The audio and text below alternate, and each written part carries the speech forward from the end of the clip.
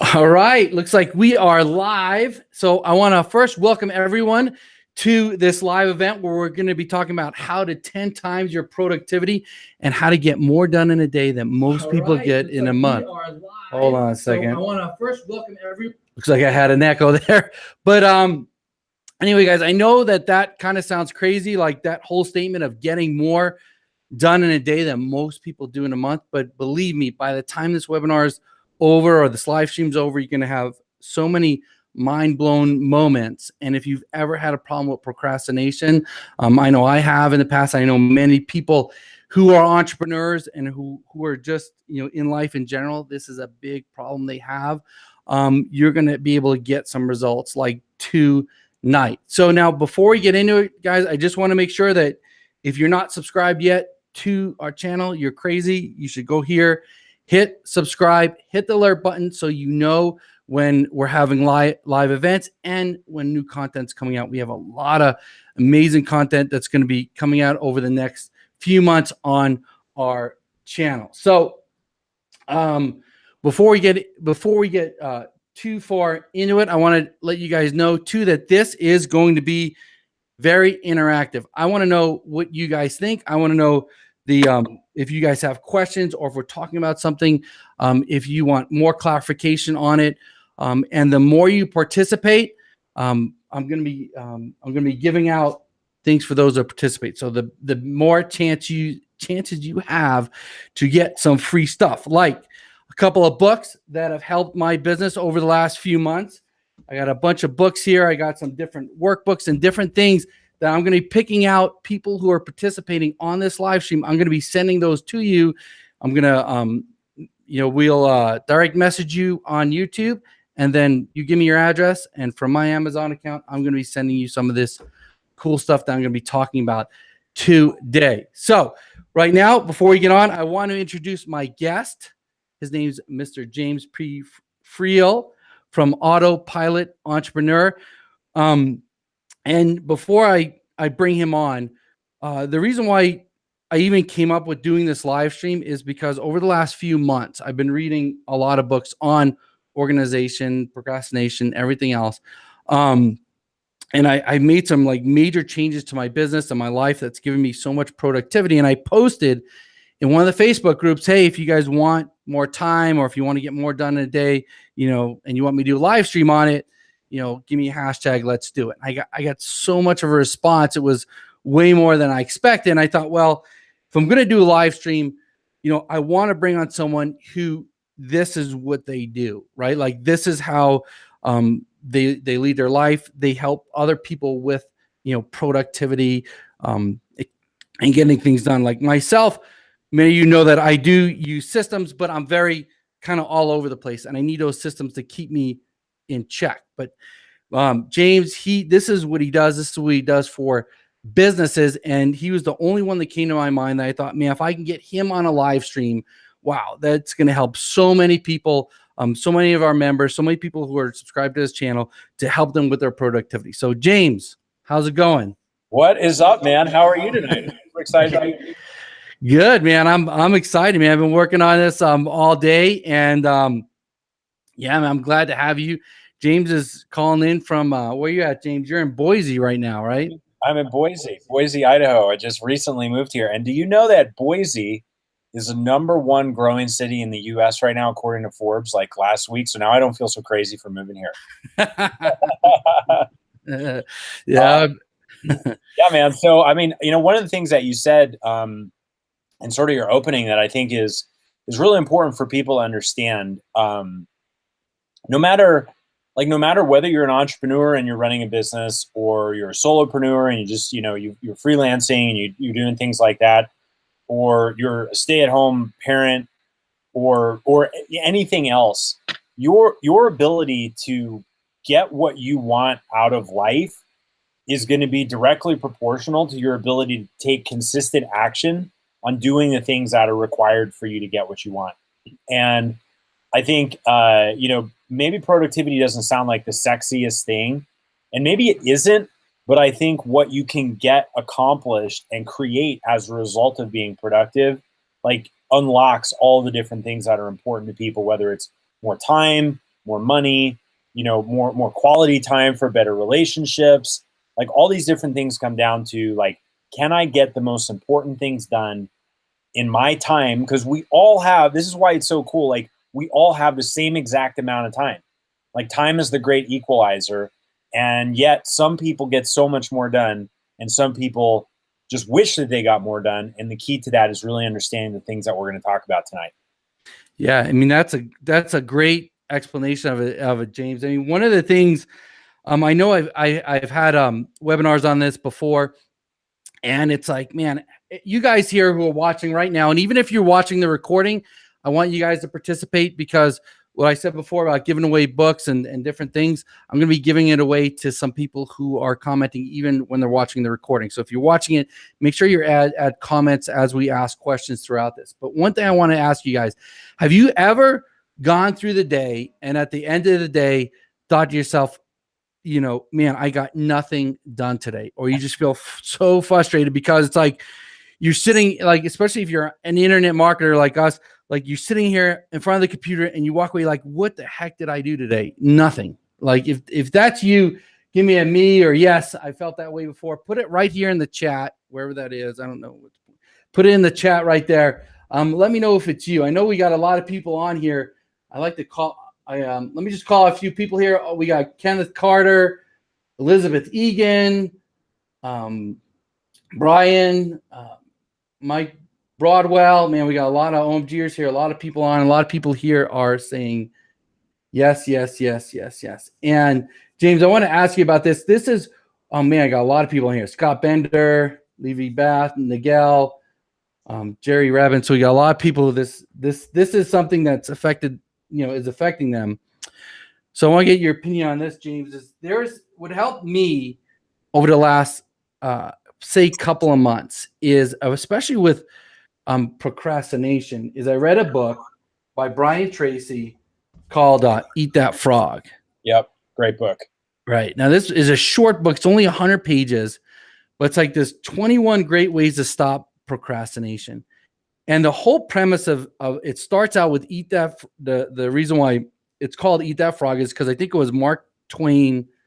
Mark Twain said that if you eat a live frog in the morning, right, you could be guaranteed that that's the worst thing you're going to do all day, right? Yeah. So the premise is like, if you take care of the thing you're avoiding the most first thing in the morning, right, then everything else is easy. Because a lot of times we procrastinate because, one, it's a task that we either don't want to do, or maybe it's so overwhelming. Like, I know this is me sometimes when I'm doing modules for OMG and I have to put this together. It's like I have to think about all the different things I have to put in this module, and it seems so overwhelming that I just avoid it, and I don't even want to do it until last minute. I think that happens to a lot of people, and so eating the frog, like doing the biggest thing in the morning, I think is a great strategy for sort of overcoming that procrastination tendency.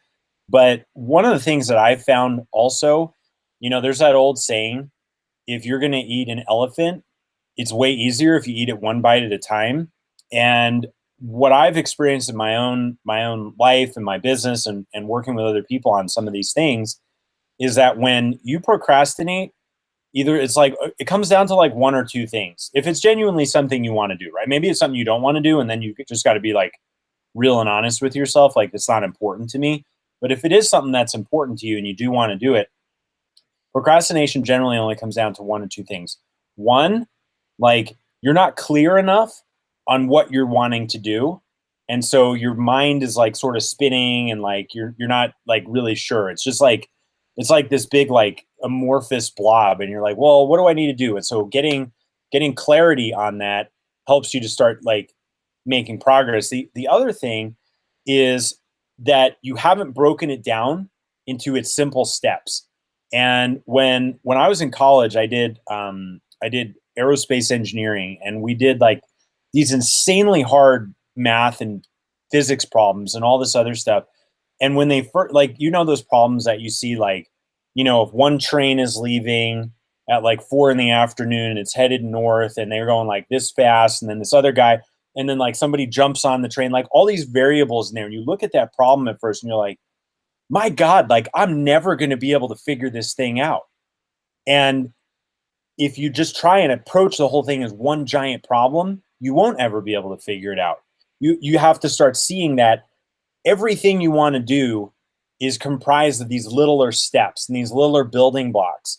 And so if you have a big goal, whether that's a goal to make, $100,000 more, $1,000,000 more, or to lose weight, or to like build a house or something, everything has to get broken down into simple steps. And so one of the things, like one of the frogs that you can eat, if you're really not sure what to do, because it's one thing to say eat the frog, but if you don't even know what the frog looks like, or where to find the frog, or if the frog's like this giant thing and it's going to take you all day to eat it, one of the things to do during that time is to say, okay, if I had to guess, what steps would I need to take to complete this project? And use that as the first thing, so that at least you're making progress in outlining the plan and breaking things down into small bite-sized pieces. Then it really makes things a lot less scary, and it makes it easier to just take action on one or two of those things on a consistent basis, instead of just avoiding this giant thing that's looming over you for a really long period of time. Yeah. So now let's say, James, okay, so I have like these things I have to do now. People are watching this. Some people have businesses, they're starting a business, they might have a job and they're trying to get out of, or it could just be housewives wanting to get more done or whatever it is. So we have these big things we have to do. Say we have like this big thing we have to do and a couple of other things. How would you define them? Would you sit down and maybe like write them all out on a piece of paper, like kind of a list, and then organize them?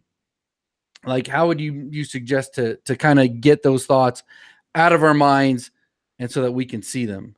Yeah, so it's a great question. So I developed a framework years ago called O Positive, and it's a 4-letter acronym, OPOS. And the way that I approach it is this: O stands for outcome, and it's like what's the outcome that I want, right? And so I work with entrepreneurs, so generally their outcome is I want to make more money, or I want to have more time, or some sort of combination of both. But this same framework applies to anything. And I would actually get, either get a sheet of paper out, or I get in front of a whiteboard, or if you're the type of person like me who really likes brainstorming with people, find somebody who is, even if they just sit there and you just like talk to them, and like, sometimes talking out loud really helps things. But in some way, like capture those ideas and what's my outcome? What do I really want to create here? So let's just say I want to create an extra $100,000 in the next, 6 months, right? Great. What's the big problem? P stands for problem. What's the big problem that stands in the way of making that happen? And I'm not talking about like, I don't know how to do Facebook ads, or I don't know how to like open a channel on YouTube.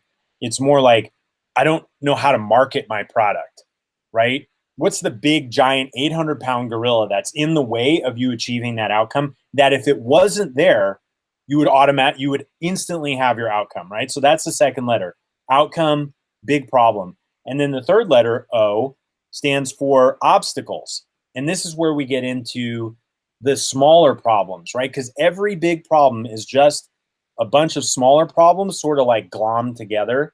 Like, I don't know, I don't really like wear jewelry or anything, but my girlfriend has, these necklaces with like these really like, like the really like fine chains, and if those don't get hung up the right way and they just get like thrown around, they get like all these knots in them, right?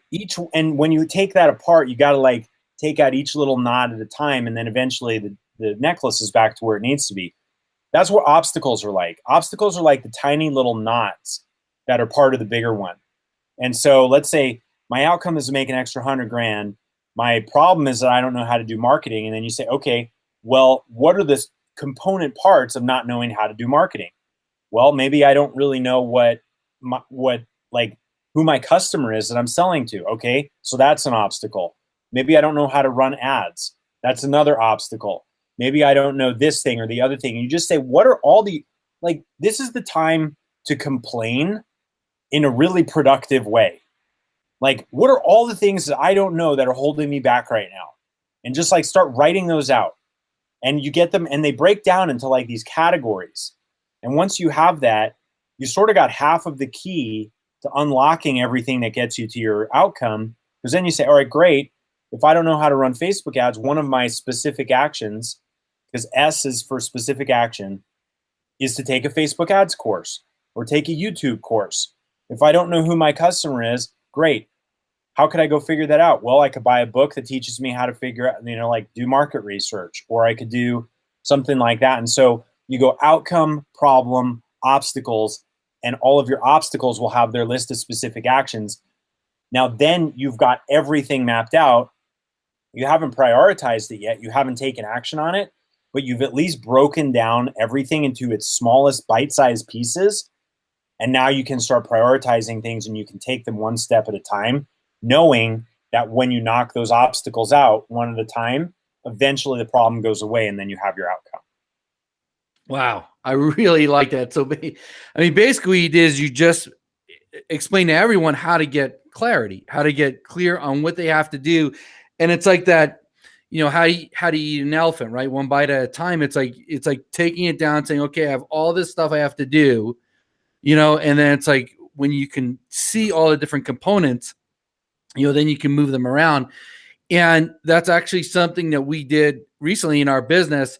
Like this, we use whiteboards a lot. Like I got this, the other side, I could write white, if I painted the whole wall in whiteboard paint, I could cover it, right? Like be like a beautiful mind in there with like all the like the yarn and everything. Be like crazy that inside a white padded looking room. So that's like yeah, you're in the padded room. Yeah, totally. But no, like, so it's like it's like sometimes I think as entrepreneurs, right? Like as we get so much going on and so much in our brains. Like even I know what my business, like I don't like, it's hard for me to say no. If someone says, hey, look at this thing, or hey, let's try that. Like I'm up for always doing something. And we sat down and realized in our business, my business, man, we do so many different things. And we're not clear on really one thing that we absolutely do. Like we make money at all this stuff. And but we stay at this level, right? Because we're just doing so many different things. And we sat down and we wrote down like, okay, what is all the stuff we do? Right. And it's like this and the other side, like, okay, we're doing all this stuff. What is making us the most money? And what can we get rid of? That's kind of like that's not making us productive. That doesn't lead into the one thing, or that leads into our business to help it scale, or to help it grow. So I think that's a little different than what you're talking about, but it's still the same premise of breaking everything down, like writing it all down. And we couldn't figure this stuff out until we sat down and like I was talking to my assistant, and we just started writing things down and getting it out of your mind. And I think like just the fact of getting it out of your mind, putting it down on paper, like it's like it frees you, like it's a weight like off your shoulders. Well, it totally is. It's because we have limited mental bandwidth. No matter how smart you are, no matter how experienced you are, no matter how much money you make, or like what your background is or whatever, we're all human beings, and one of our limitations is our mental bandwidth. And if we've got like all of these ideas and everything just stuck inside of our heads, that means like that limits the bandwidth to actually like be creative. It limits the bandwidth to make decisions, because like our minds are not necessarily there for remembering lists. Like that is one of the worst uses of the human brain, is to remember just a bunch of stuff. And it's better to get all of that out so that you can free your mind. You can say, okay, cool. Like, what do I want to do with this stuff now? Do I want to act on it? Do I want to get rid of it? Just things like that. So I'm a big proponent of getting everything out on the table for sure. Yeah, no, that's great. I'm gonna you got any questions? Yeah, that's what I'm doing. I'm trying to do this. It's kind of weird with this chat. It's the first time I've done this, so I'm moving the chat on the same screen next to you so I could see what people are saying here. Yeah, guys, so if you have any questions, put them in the chat right now. If you've ever like done what we've said, write things down, and it's helped you, put that in the chat too. Let us know. So you got a question? Because I got. Oh no, I was just gonna say David Flass says line up the dominoes. I think he's talking, that comes from this book right here, The One Thing, which is a really, really good book. Let's see. Let's see. Internet Concept says I spent last week organizing clients and tasks. All right. Question: how do you judge chasing cash and all the learning and training? So I think this is from Internet Concepts. They're saying, I think, how do you juggle chasing cash or making money and learning at the same time?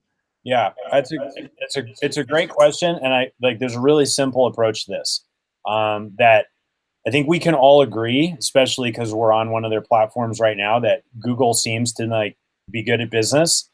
A long time ago, Google implemented a rule for all the people that work for them that said, for 80% of your time, you need to be working on projects that produce results for the company.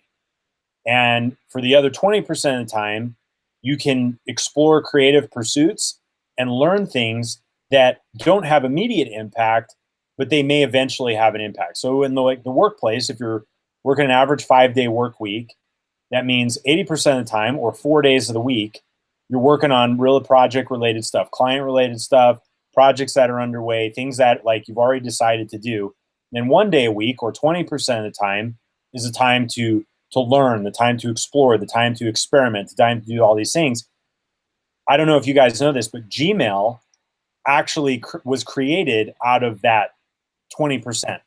Like somebody said, hey, I'm going to do this thing. And they created Gmail, which became this huge platform, but it wasn't an immediate project. And so I just said, you know what, those guys at Google are pretty smart. They seem like they know what they're doing. I'm just going to adopt that philosophy. So I spend 80% of my time being productive, meaning working on things that are already in progress, things that were as he put it, chasing cash. Hopefully I'm not chasing it. The cash is actually just flowing towards me if I'm doing it right. But things that are going to improve my top and my bottom line. And then the other 20% I reserve for learning, for experimenting, for exploring ideas and concepts and things like that, because we all need some amount of that. Otherwise, we get really stagnant, and that stops our forward growth. But if we do too much of it, our business results will suffer. And so I think short answer to that is just adopt the Google rule and do 80-20, 80% of the time on things that need to produce cash and results, 20% of the time that you can use for experimentation and learning. Yeah, I like that. I like that 80-20 rule, because I think sometimes too is people will learn, especially in what we do with internet marketing, when we teach, they'll spend all their time just learning and not taking action. And I think it's also a way of avoidance. If I keep trying to learn more, then I don't have to do more.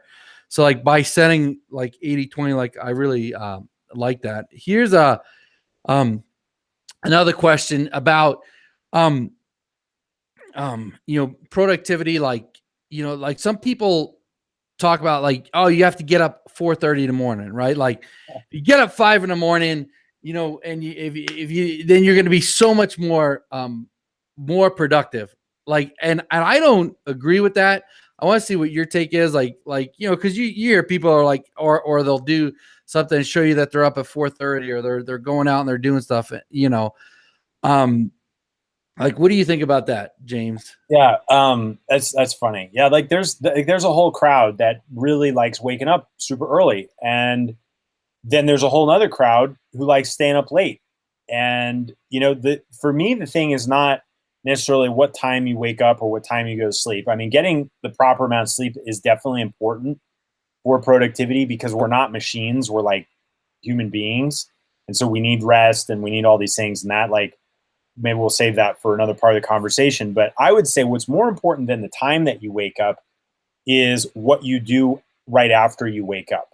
And I believe that the most productive people are the people who bookend their day, right? So picture your day is this stack of books, and you're morning habits and your evening habits are like bookends on that day. And what's incredibly helpful is to have very simple routines and rituals that you do when you wake up, and you do those things consistently. Like for me, I wake up, I row on my rowing machine for 3,000 meters. I read something that's part of my 20% to learn. I do something, I meditate for 20 minutes, and then I do deep work for like 30 minutes where like my frog, I eat first thing in the morning before I like really start my day. So that's my morning bookend. And then my evening bookend is like I'll read something else again, sort of like that, I'm just really interested in, and I'll make contact with a friend or a colleague or a client or somebody that I just want to just say hi to. And then I'll unwind with a little more meditation, and I'll go to sleep. And those are my bookends, right? And because we have the most control over our day at the very beginning and at the very end. Like it could be like craziness in the middle. We don't know what's going to happen, but I know that I can count on those routines in the beginning and the end of the day. And if I'm intentionally putting important things that help me grow as an individual and that advance some of my goals in those bookends, then I know no matter what happens during the rest of the day, I've at least made forward progress and I'm continuing my momentum. And I'm not sleep tonight and I didn't get anything done because I already know that I nailed it first thing in the morning. So personally, I'm an early riser, but I don't think you have to be. Yeah, and I think, like you said, like I like that bookend a lot, but and the habits, I want to talk more about that. But yeah, because when I was getting it with the early morning, like me, like I'm not like I get up at 6:30, right? 7, get my kids to school. But like if I get up at 5, then by 9, I'm shot, right? Or like I don't have the clarity just because I need sleep. Like I'm more of a night owl than it.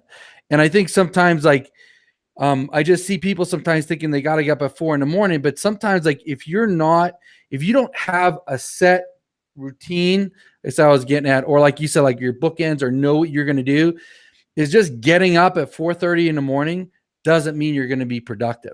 No, you could be a zombie. You could just be walking around like a zombie who wakes up at 4:30 in the morning every day. Oh, I've done it. Or you get up and you're watching the news, or you're on the internet. Like it's like I think that's what you're saying, is having that habit. I think is huge, and that's something that I've been doing over the last few months too. Is that habit? Is that I never looked at it as a bookend. I knew that like you have more energy, or like I look at it like this: like if your gas tank is full in the beginning of the day, right? Like so that's where you want to get your most important stuff done. And then at night, I looked at more like preparation for the next day, right? Like, right, okay, what am I going to do tomorrow? And then calming my mind, doing some reading, and going to bed and something like that. But how long isn't it like to form a habit? What is it, like 21 days or something? Or isn't there like a certain thing like after so many days? Yeah, it's like 3 weeks or 21 days to form the habit. But it goes past that. And this is what I don't think a lot of these books and stuff necessarily talk about, because everybody's trying to say, oh, like in 21 days you can have a habit and it's going to be with you for the rest of your life. And like that's sort of true, but there is extra stuff that needs to happen, right? Like if I go 21 days of doing my morning bookend, and then on day 22 I'm like, oh, the hell with it, then it doesn't matter, right? And you gotta maintain that consistency. You want to keep doing that habit for as long as it takes for you to have conscious willpower to do it, until it starts becoming automatic, and then you do it without thinking, right? Like that's the goal. And so you get to the first threshold where it doesn't feel as hard after 21 days, but you still need to keep doing it if you want it to be a habit, right? Like it would be ridiculous for me to like think, like I don't have to think about brushing my teeth in the morning, right? Because I've been doing that since like God knows how long, right? Since I was like 4 or 5 or whatever. And that's like it's ingrained. And the best way to think about these things too is like think like a computer, and you're installing these habits. Like the habits are like software programs, and you want to install the habit until like it's actually completely functional on the computer. You don't want to cancel it when the little progress bar is like halfway across the screen, because then you didn't install the program. And what's really important here is don't try and install too many habits at the same time. Like that's a recipe for failure, going back to the concept that we have a limited mental bandwidth. Like if I'm like, because like you could be sitting here watching this tonight and be like, all right, tomorrow morning, I'm gonna wake up at 5. I'm gonna do the O positive thing. I'm gonna eat my frog. I'm gonna run 10 miles. I'm gonna like do all these things. Like I'm gonna be Superman tomorrow. Like how long is that gonna be sustainable? Not very long, because you don't like, it's not part of you yet. And it doesn't mean you suck, and it doesn't mean you can't do it. It just means that the habit hasn't developed. You need to give the habit time to take shape. So I would say install one key habit at a time and think of it like, hey, today, or for the next 3 weeks, I'm going to install the waking up at whatever time habit. 3 weeks after that, I'm going to install the meditation habit. Then I'm going to install this, and just do it one at a time. And it might be painful for you to think about moving slowly like that, but that's actually what creates the results that last. It's not like it's the same thing. Like you can't go to the gym one Saturday morning and do like this crazy, insane workout and be in great shape, right? You'll just go home, collapse on the couch, and probably order like a pizza later. You've got to go to the gym every single day doing a reasonable workout, and that's how you get strong. And it's the same exact thing with habits, except they're not as physical, so we don't see it that way, but it works exactly the same.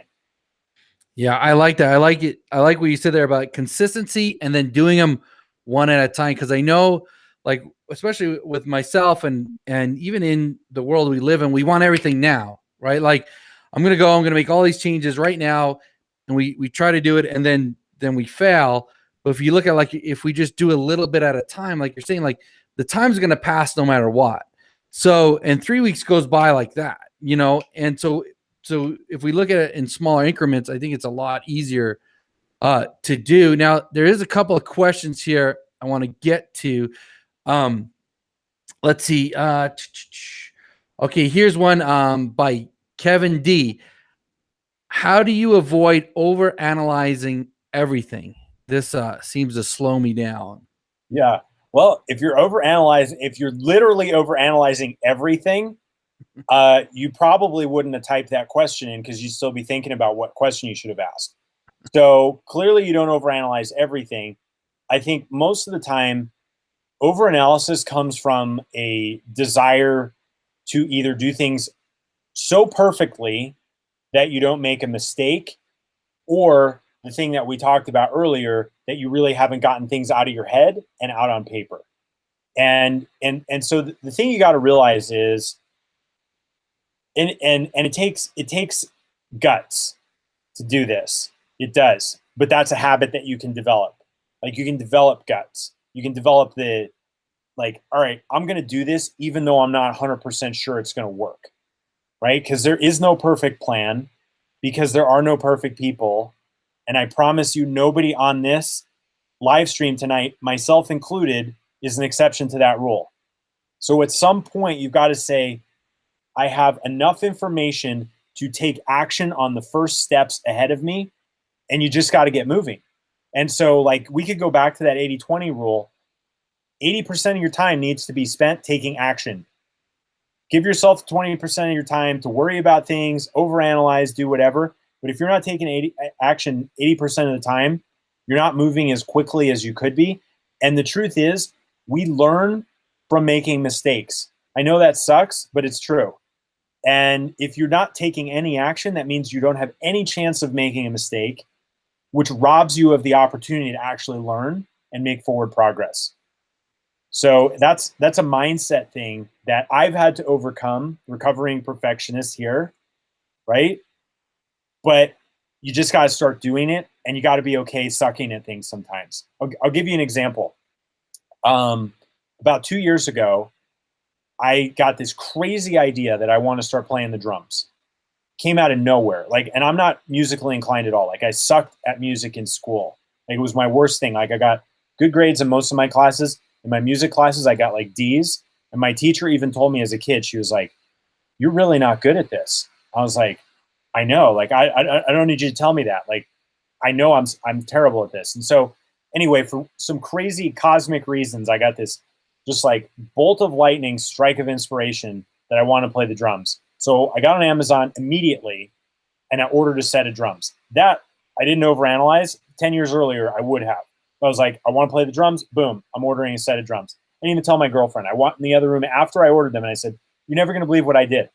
I just ordered a set of drums." And she was like, "What? You've never even talked about wanting to play the drums." I was like, "No, it's crazy." So my drum kit comes, I put it together. I realized that I didn't know what I was doing. My first mistake, right? I didn't know which parts to order. So I got like an incomplete thing. Then I have to go to the store, find a store. And I'm like, all of this is happening on the fly, right? Like, I didn't plan like this perfectly executed plan. I get to the store, I'm picking out my stuff, and I said to the guy behind the counter, I was like, "How do you suggest I even learn how to play these drums?" Like, I hadn't even thought about that piece yet. I just knew I wanted to. And he's like, "Well, we have a guy here who teaches classes." That guy walked out of his studio at the exact same time and said, "Hey, my 1 o'clock just canceled. Do you want your first lesson right now for free?" So here's another opportunity. Do I shrink from being that I'm not going to probably be very good when I go in there, or do I just keep riding this wave? So I go in the studio. He's got an instructor's set and he's got my set, and I sit down. And in my mind, when I ordered these drums, I had pictured like being like a rock star, right? Like just playing the drums and like making music. And I was like, "Man, this is going to be the most amazing thing in the world." And he's like, "Here's the first beat." And I didn't even know how to coordinate my hands to play the first beat. And I realized in that moment, I suck as a drummer. But I said, "You know what? I really want to do this, and I'm cool sucking at this." So week after week after week, I went in and I continue to get coaching and I continue to get lessons and instruction. And I'm not the greatest drummer in the world now, but I can play music. My neighbors don't call it noise anymore. They tell me to turn down the music. So I thought that was a really good sign. But the key is you've got to take action so that you can make mistakes and start course correcting. If you don't do that, you're just dead in the water and you're totally wasting your time. Yeah. Yeah. No, I like that. I like too what you said about perfectionists, because I think that a lot of people, especially entrepreneurs, they could be perfectionists. And I think that leads to procrastination because you never get started. And what was it? That guy, man, the warrior, something, man's warrior. He said, I forgot the guy's name. He has some kind of thing for men where they can go for a week and he teaches them to be better people. But he said in a presentation once, he said, "Listen, you're going to do, Garrett White is his name. He says, you're going to do something and you're going to really suck at it. And then you're going to do it again and you're going to suck less. And then you're going to suck less and until you're actually pretty good at it." And I think that's the point too, is that you're, you know, you just have to go and you have to do it. And in our minds, we think like, if we fail, this big catastrophe is going to happen. Like, "Oh no, if I do this and I don't really know exactly how to do it, it's all going to come apart and the end of the world." We're really, even if it doesn't work out or even if it fails, so what? You know, like you won't even remember it a lot of times in a couple of weeks.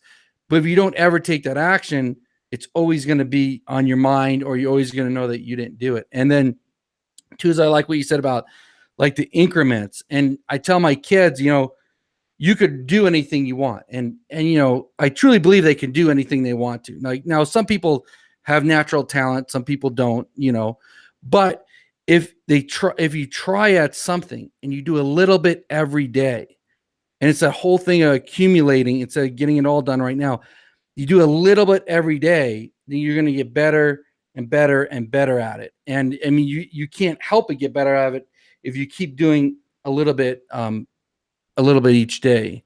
Yeah, exactly. Like, who gets better at something? The guy that gets up and does something that's not perfect, or the guy that sits on his couch and who's waiting until he thinks he can be perfect at it?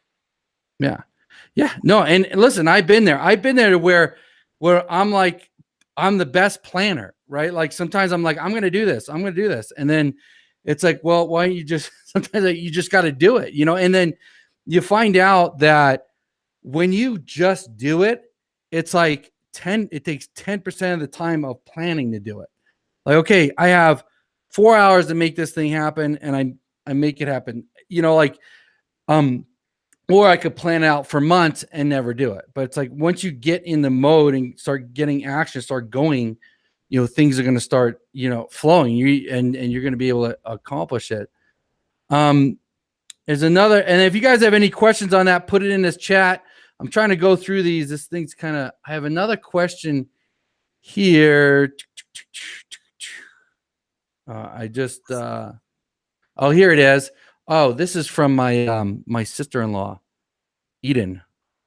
I didn't say hi to her on a live stream. I did. She got upset, so I'm going to say this is from Eden Nachi. This question, but the question is how do you know when you've had a productive day? Now we might already answer this, but how do you know when, like, the end of the day you've had a productive day? So remember a couple things. So the whole bookends that I talked about, like that's what's within my control. I score myself on whether I did those things.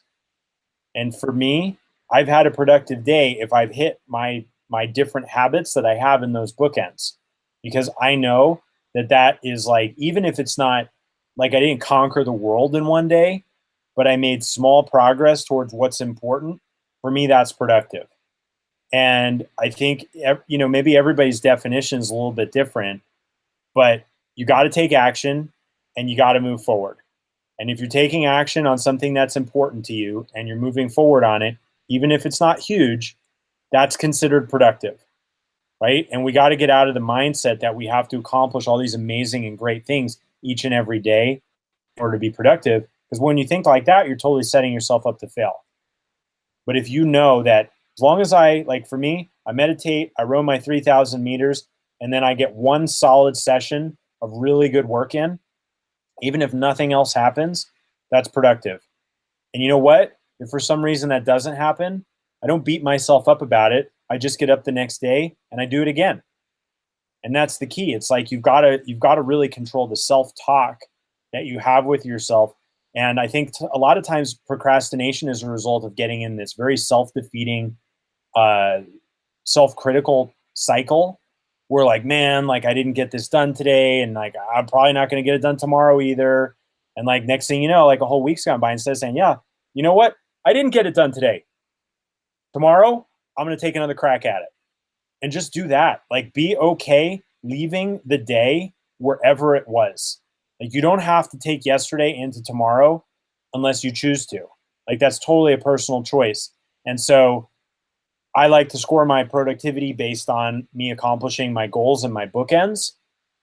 But if I miss something in one of those bookends, I'm not going to just say, you know what, this doesn't work, right? Because I know it works, but I also know that I'm human, and I got to be reasonable and realistic that not everything is going to go according to plan every single time. Yeah, and I think too is if you have clarity, like we talked about, like if you know what you're going to accomplish, like, I think that's one of the biggest hurdles too, is like people go into the day not knowing what they're going to accomplish. Like they go into work, or if you have your own business, like you go in and just like stuff, you just catch what's flying by, and you don't have it written out. You don't know clear about what you want. Like, I want to get here. These are the things I have to do. Like you said about like defining all those different things. If you don't have that, then you can go through the day kind of just going all over the place, instead of like knocking things out, in a systematic manner. And even if you don't get things all the way done, at least listen, you tried, or you're going, in the right direction. Yeah, and one of the other things that we haven't talked about yet, but I think is like fundamentally important to this topic, is I'll just share a quote from Warren Buffett, right? One of the richest guys ever, and he said that the difference between successful people and everybody else is that successful people say no almost all of the time. And the difference between crazy successful people, I'm paraphrasing, and everybody else is that the really, really successful people say no almost all of the time. So, what does that tell you? Like, one of the richest guys ever is saying, you can't do everything. You've got to pick what's important to you, and you got to say no to everything else. And a lot of times we procrastinate because we've said yes to too many different things that really we shouldn't be doing anyway. And I am constantly on the lookout for things that I can say no to because they creep in, like they constantly creep in. You've got to constantly just weed them out. Somebody's going to, and the crazy part about this is the more successful you become, the more things you have to say no to. Because then people start presenting you with not just like okay opportunities, you might have like 10 amazing epic opportunities in front of you, but you know you can't do all of them. So you got to say no to 9 of them, which is going to be like, oh, like stab me in the heart, painful, but you've got to be able to do it. So focus on what's important is an incredibly important thing to overcome procrastination because you don't have all of the other stuff that's on your plate clogging up your bandwidth. Yeah. Stephen Paul says, James, thanks for saying yes to coming on tonight. But no, I mean, no, that's actually like this one book I read, Essentialism. Probably a lot of people haven't heard of this book, but it talks exactly about what you're saying. Like it breaks population into essentialists and non-essentialists. Like, and that is like, what is essential in your life? What's essential in your business? And then get rid of all those things that are not essential. And that's saying no. And then like, that's a thing that I work on all the time is saying no. And I think too, it comes back to what I was saying before. And this hit me because James and myself were in a mastermind together for the Inner Circle with Russell Brunson. And I remember on one of the masterminds a couple, like probably last year, Russell said he had many businesses and like he always kept at the same level because he kept saying yes, but he can never scale past a certain level because at a certain time, like you said, you only have so much bandwidth, you only have so much time, and each one of these things can make you a lot of money. But it's like if you try to do them all, one, you won't put all your energy into any of them, or like that time is coming from somewhere.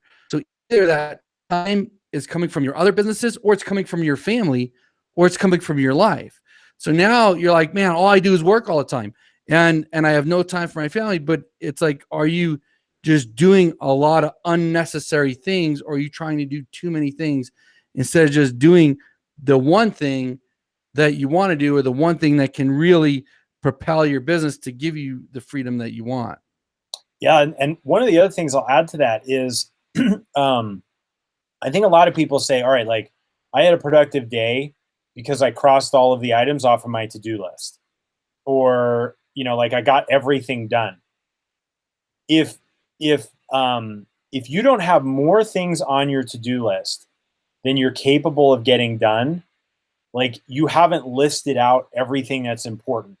And so like you got to become okay with saying like there's 100 things on my to-do list. I'm going to pick the 2 most important things and I'm going to do those and do those really, really well and forget about the rest until my next time I'm prioritizing. Because every time you say yes to something, you're automatically saying no to like everything else that you could be doing at that exact point in time.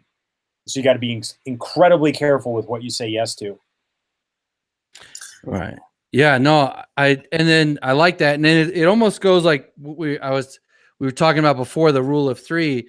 It's like, and here someone's asking, what if it can't wait? Right. Well, if you get all this stuff that can't wait.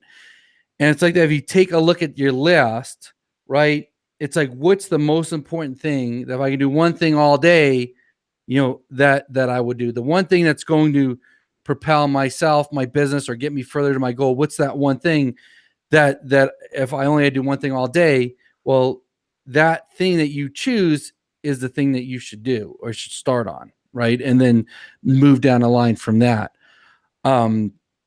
Let me see. Someone's asking here, is there a book of James that I could purchase? Well, I'll tell you what. So I didn't even think about this, but I did a whole training video on that OPOS framework. And like we can find a way to get that link to everybody. I'd be more than happy to share that because I'll put it in the description. So we'll put it in the description. After it's over, we'll put in the description. Also, James has a you could join his Facebook group, Autopilot Entrepreneur, where he does Hot Seat Fridays. On Friday, you do Hot Seats? Yeah, every Friday we pull somebody on, like, what's your biggest challenge?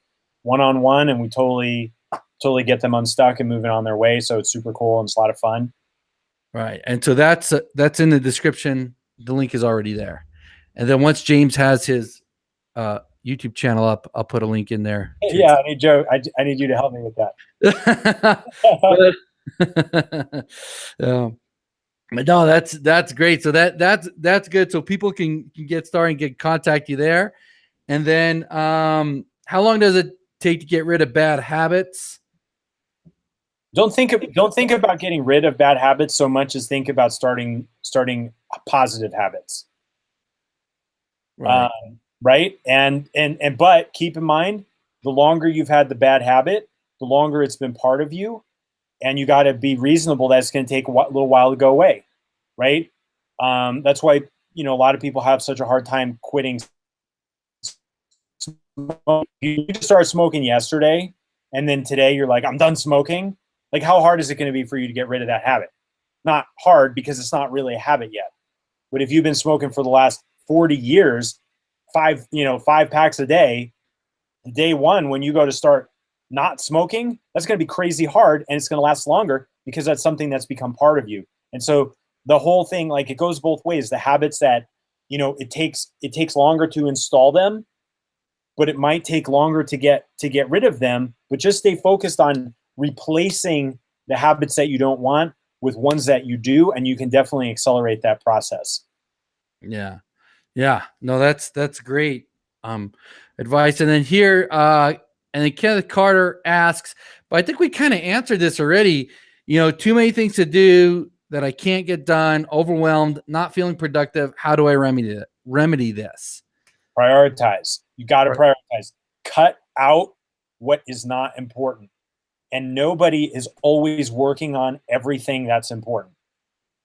Right. And then write everything down. Like, I think too, the other thing is, like, you're not clear. And if you just jumped on in the beginning, James explained a whole OPA thing. So, listen to that and then write down everything you have to do. You'll be surprised when you write everything down, how unoverwhelming it is, how you immediately become, in control, right? It's like taking out of here, putting down paper, putting it here, or now you're in control. When it's here or here, you're out of control, you're overwhelmed. So just the art of writing it down is going to help you. So Scott Bender's on here. He's like, what about the prizes I promised? So hold him accountable, Scott. So I got him. So here we've been going for about an hour. Man, we've been going for an hour already. I figured this would be like a half an hour, but well, you wind me up talking about this stuff. I won't shut up, and people are asking great questions. Oh no, I love it. This is awesome. So all right, let's see. What do I got? Here's what I'm going to give away. I'm going to give away this Eat the Frog book, right? I'm going to give away The One Thing, which is a great book. I'm going to give away this book too. If you have these two books, I'm going to give away this book. This one's really good, Essentialism. And then I'm going to give away this workbook, right? So what do I got here? I got 4 things I'm going to give away, right? So now, guys, if you're live, I'm going to pick someone who's in this chat, right? Those are 4. But if you're watching the recording, I'm going to give these books away like every month. So if you're commenting on here and I get a lot of comments in, then, and you have good comments, I'm going to send you a book. And then 2 is ask your questions if it's a recording, because we'll still answer them. Like, I'll still look at it and I'll still respond and reply. So let's see who's been given the most comments here. Let's Man, this is gonna be it's gonna be a tough one. So let's do this. Let's ask a question.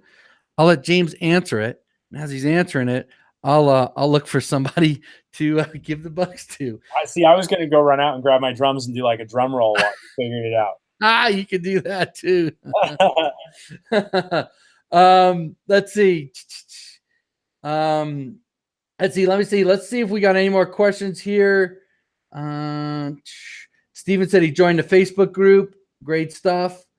Saying yes kills me. Working on saying no, but still have a bad habit of saying yes. James, do you have any advice for someone to help them to say no? Because I think a lot of times if we're helpful people, a lot of people, here in OMG are like, you want to say yes, like, right. Like you're just like, okay, I'm going to try to do it. And I know I do that. I know my wife does that. Like we say yes to things a lot of times we shouldn't. Like, how could you help people to be able to say no? Yeah. It's probably one of the, like, they never teach you that in school. Like you're going to learn to have to say no. And like, I think like our sort of society is brought up, like, somebody asks you for help, you say yes. And I'm not saying that you don't want to be a helpful person, but you can. And I've seen this many times. In fact, my dad was one of these people who was like the super helpful guy in the neighborhood. He was an auto mechanic. And anytime anybody we knew, like in like this like giant radius, had a problem with their car, they like help them, charge them. He would just help them for free. And it really wore him out, because like he never had time to do things that he probably wanted to do. And I know like us as his kids, like we spent like less time seeing him and all of this stuff. And I think what you've got to realize is, first and foremost, you're never going to be able to say no unless you understand what's truly important to you, right? Like, what do you really want? Like me, I want to have meaningful work. I want to have meaningful relationships. I want to enjoy what I'm doing. And I know that there's a certain amount of time that I'm willing to dedicate to people that I believe that I can help directly with my one-on-one time. I know I can't help everybody. There's 7 billion people on this planet. And if I went one-on-one with every one of them, like I wouldn't even touch like a small percentage in my entire lifetime. So like, it's like, okay, cool. Like that's not even possible. So get clear on what it is that's important to you. And then when requests come in, like you got to line them up. You're like, all right, what's really important to me is, whatever it is for you, spending time with your family or having your freedom or making like this sort of impact with your business or whatever it's going to be. And then somebody comes along with a shiny penny and says, hey, you want to say yes to this? And you're like, wait a second, is that going to help me get further down the road on what's most important to me? And if it is, and you have the bandwidth to take it on, do it. But a lot of times we just get like this, it's almost like helpful ADD, where we want to say yes just because there's all these different things going on. Like right outside here, there's guys working on a construction site and they're digging ditches and they're like doing all this stuff. Like if I walk by and they're like, hey, can you help us? Like, no, man, like I got to come here. I got to do this live stream because this is what gives me passion. Like, this is my thing. Right. And that's a silly example, but it's true. Like, who are the ditch diggers that are out there that are trying to pull you into their thing instead of keeping you focused on whatever it is that's important to you? And you've got to take care of yourself. Like, all of this doesn't matter if you're not taking care of yourself. And there's a reason that every time you get on an airplane and they're going through that boring safety briefing and they're like, pull out the card and they're like, the oxygen mask and like the whole thing, they say something that's so powerful, but most of us are tuning it out. They're like, in the event of an emergency, if the oxygen masks are to fall, whose do you put on first? You put on yours first.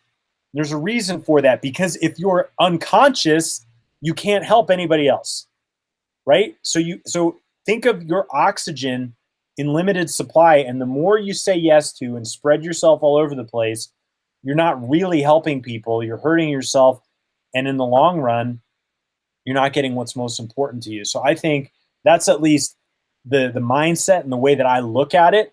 And like anything else, become vigilant of it, become aware of it, and then just start practicing. Just like anything else, at first, you're going to suck at saying no. Okay, no big deal. Become a little bit better tomorrow at saying no, and just keep working on that. And that's a habit that you can work on, just like anything else that we've talked about here tonight. Yeah. No, I like that a lot. Taking care of yourself. I mean, sometimes I look at it like I visualize stuff. So I think like a big jar of marbles, right? And I got like so much marbles today, or I got so much time today. And like, so I can give that time to my family, I can give it to my work. But like if I'm saying yes to a lot of different things, it's coming from somewhere. Like I guess the marble, but what it is, it's coming from somewhere. So if you say yes, yes, yes, you're saying automatically saying no to other things. And sometimes the things you're saying no to are the more important things. Like if I say yes to too many things and my day goes an extra 2 hours, then I'm saying no to my family, right? That really, like, that should be the most important, right? That's where it is. That's like, that's that's why I do what I do. And I think sometimes that's what happens. People go through their whole life not even realizing that they're kind of taking things on they probably shouldn't, and they're saying yes to things they shouldn't, and they're sacrificing, other things. Well, and just to like build on that, because this is so important.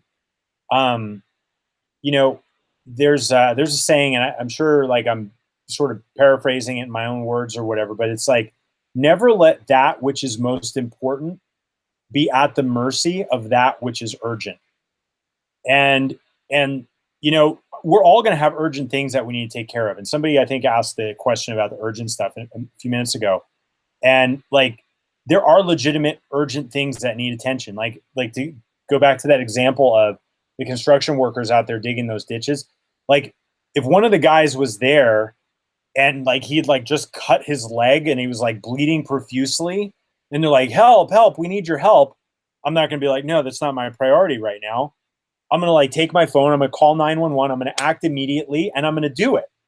Right. And there are emergencies, and like there are things that are legitimately urgent. But if you're operating in a place where everything in your life is always feeling urgent, that means you have not taken a step back at some time in the recent past to figure out what's most important. Because when you figure out what's most important, the crazy thing is the urgent things somehow stop showing up.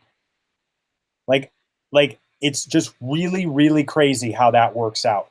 And so make sure that you know what's important, and make sure that you don't let the things that are other people's emergencies derail you from what your important mission really is. Yeah, no, I like that. And guys, too, like a book on that. I don't know if you have a suggestion for a book. You probably do, James. But this book, like this is Essentialism. I'll put the link in the description. Talks about just that, like where really figuring out what's essential in your life, and not just taking on like all kinds of different things. And that I like what you said about don't let emergencies take place of what's important. Yeah. Yeah, so that's awesome. So let's see, we have some more questions. Someone asked about is there any like techs or any technical things or software that help automate this? Like I write on a piece of paper, I write on a whiteboard. Is there anything like that you would suggest, a software or anything else for people that are more like tech, to have maybe an app or something? I'm a big fan of Trello, which is a project management tool. It's free, and it's incredibly flexible.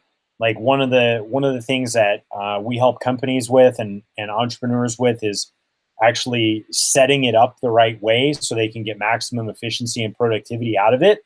But even if you like, I don't know, like I'd say using something is better than nothing. And that's like one of the tools that I run in all my companies, and we use it, really, really effectively, and we've gotten a lot of benefit from it. What about personal? Like that's business. Like, would you still I use it? still use it, dude. All right, I'll tell you. Like, so we have 2 kids, Right. and this is like going a couple of years ago when they were 8 and they were 6 at the time, and they have iPads, right? Like they're like, okay, and I was having trouble getting them to like do the things that I needed them to do, like before school, when they got home, at nighttime before bed. And it wasn't that they didn't want to do them, but I was just like constantly repeating myself. I was like, "Did you brush your teeth?" Right? And like if you guys like have a feeling about me at this point, you probably get like the last thing in the world I want to be doing is sitting there hounding a 6-year-old to find out if she brushed her teeth or not. Right? I'm like, this is like not the best use of my time. So I gave them a Trello board. I set it up for them, and I set it up in a super simple way. And I gave them little tasks, that things they had to do before school, things they had to do when they got home, and things they had to do when they went to bed. And it is so simple to use that within 2 to 3 days, I was no longer repeating myself. And what's crazy is I was able to monitor their progress from my own phone, and they had their iPads and they were being productive and getting things done. And so Trello is like, you can use it for whatever you want. Like I said, like I use it to help get the kids doing their thing, and so that I didn't have to repeat myself because it's the same stuff every single day. I was like, I shouldn't have to tell you this a million times, right? And I use it for our personal stuff. I use it to run companies and all that stuff. And it's like, it's very flexible. It's like, there's a lot of building blocks, and you can do some cool stuff with it. That's awesome. So, James, do you have any videos that show someone's asking about setting up Trello? Do you have any training on Trello that you have that people can either purchase or see or anything like that? Yeah. It's one of the one of the modules in our Autopilot Entrepreneur course goes into extreme detail on how to set everything up, and like how to run a company with it, and how to make sure everybody's doing what they need to do. And if people want to find out more about that, they can just join the Facebook group, and I think we've got some links in there on how they can explore that. And that'd probably be the easiest thing. Or I have a thing on my site that teaches people like some strategies on how to be more productive with their assistant, and that's at cheatsheet.jamespfriel.com. And once you opt into that, then we've got some webinars and some other things that, if you're interested in learning more about that, the Trello side of things, that's another avenue to learn more about it there. All right, and I'll put those links in the description also. But I want to follow up on the question I asked, and I kind of went on to a different point. But James, what books, like, do you have any recommendation for books? Yeah, and one of the books that's like, it's a classic. It's been around for a while, and I think it's a classic for a reason, is The 7 Habits of Highly Effective People, written by Stephen Covey. I don't even remember when he wrote it. Like, it's like 20 or 30 years old at least. And it is absolutely excellent. He talks about the urgent, he talks about the important, talks about like, just these 7 habits that are so critical. And I would say, you've got a great collection of books there tonight, Joe. If somebody else was looking for something else to add to that, I would definitely add that one. And then there's another book that's a little bit different. It's not necessarily a like just go do this, but it's more of giving you the mindset of building habits over time and all that. And there's a book called Mastery by a guy named Robert Greene, and it's a little bit more of a dense read, but he talks about like all of like the great masters and like all these different crafts throughout history, Michelangelo, and like people who like have done extraordinary things, and every single one of them was just like you and me, except they chipped away at the rock a little bit each and every day. And in Michelangelo's case, it was literally chipping away at the rock each and every day. But it's a great book if you want some context and just some sort of like hope and perspective on what this is really a game of consistency. And I have a big thing written on my whiteboard in my garage right next to my rowing machine that says consistency equals victory. And so those 2 books I think are absolutely outstanding. All right. Well, great. Great. And I'll put those links in the description also when we're done. So, okay. So, guys, here's who I have. And then if I don't have you on the name for winning a prize, don't get too mad at me. I just kind of went through here. See who was I thought My name is on there. yeah. If you're like, you really, then you can message me or whatever. But here's what I got. I got Jamie Buck. Now, here's what you have to do. Because on this chat, I can't go to your YouTube page. So what you have to do is go to my page, go to the About page. I say go to my main channel, go to the About, and then right there you can message me on my About page in YouTube. On my channel, there's a little button that allows you to message me, and then so you have to private message me and with your address. So it's Jamie Buck, David Flask, Scott Bender, Deluxe Barbershop, and I was only going to do 4, but I'm going to do 5 because Malcolm O'Brien said that as we were talking, he went out and he bought Eat That Frog. Nice. So, Malcolm, I'm going to send you the Eat That Frog workbook.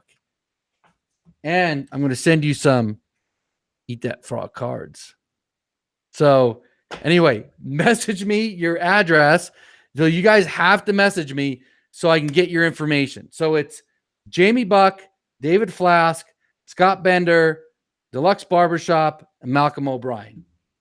So that's it, guys. And then, man, I think we kind of went over an hour, James. So this was fun, man. I'd love to have you on again. Maybe talk about some more of this stuff.